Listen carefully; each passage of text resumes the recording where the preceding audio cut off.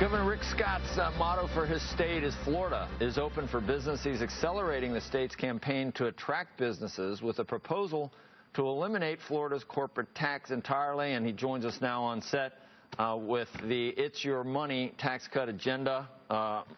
We have weather like this a lot up here. I guess it helps for you to see weather because you can just kind of walk around saying this doesn't happen where we are. In Florida, we have to turn down the air conditioning so people can hear us. You have to turn it down a little.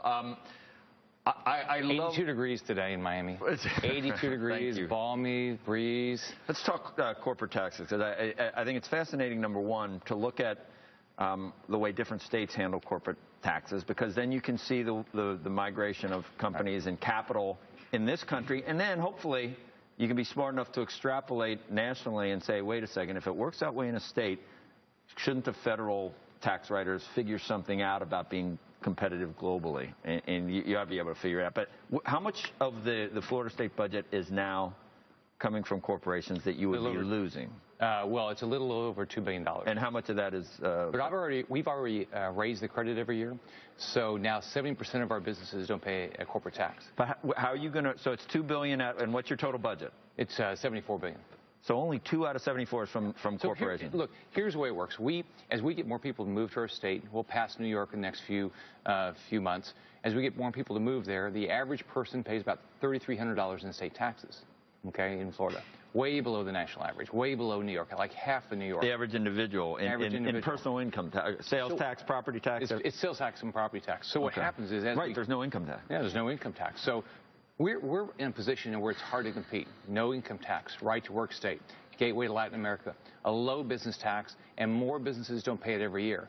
So companies like Hertz are moving down there because they can solve their customer needs because they don't pay taxes that if they were in New York or they're in Connecticut, they'd have to pay. All right. So and how will you replace the $2 billion? Sales taxes. Basically just. Will they have to go up? No. I'm cutting taxes another 5. I've cut taxes every year. I've been governor 3 years. We cut taxes basically 24 times. It's property taxes, business taxes, sales tax on machinery and equipment, because we have a budget surplus. I walked in with a $3.6 billion budget deficit. I now have a $1.2 billion surplus. We're making our economy the opportunity economy, where, if you want to build a business, you can, and you want to get a job, you come to Florida. Your unemployment rate has dropped quicker than any other state. I know that. And you're now at 6.7. 6.7, which is below. We got down to 7%. Yeah, right. I don't know. Yeah.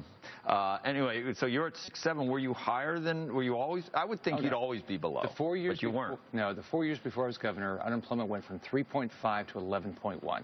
And where was the national average at 11? The average 9. Yeah, it never got above. When I got, I think it was 9 when I came in. Maybe 10. Yeah. I think it was 9 when I came in. Yeah. And so we've gotten it down to 6.7. In the month of October, we generated 46,000 private sector jobs, beat all other states. My big competitors, Texas. My good friend Governor Perry, they only had 12,000 jobs. Oh, you really got it. You two guys go at each other. I see that a lot. That's a great rivalry. Like almost a football. Well, he was number one. So what do you want to be? I want to be number one. So I went after number one. What's the minimum wage? Do you just have a national minimum wage down there? No, it's $7.67. What about that? What do you think? Is that a way to help with disparity, to raise that? Well, here's the issue. Is it going to help jobs or hurt jobs? I don't know. And so there's all these. Everybody argue. Everybody has facts and figures on their side. About 3%. About 3% of our jobs are minimum wage. So what we're trying to do is grow. Companies like Hertz, 700 jobs, average income 102,000. We're growing our tourism, we're growing hospitality, we're growing technology. We've got the second most number of aerospace aviation establishments. We've got Northrop Grumman adding 1,400 jobs. So what I'm doing, I just got back from Japan, getting the high-paid jobs moved down there. Make us, if you want to have any type of job, you can do it in Florida. I was in preparing for this. Last week I saw a HuffPost piece about that your jobs are an illusion down there. I mean, they can skew, and I read the actual article. I think it was in the Miami Herald or something. And I read it, and I thought it was, I saw 440,000 jobs. Private sector. But you've lost net a lot of it's like the national. No, the unemployment when I came in was 1.1 million people were down to 600,000. It's dropped everywhere else. It's dropped faster in Florida. Yeah. But what was the thrust of that?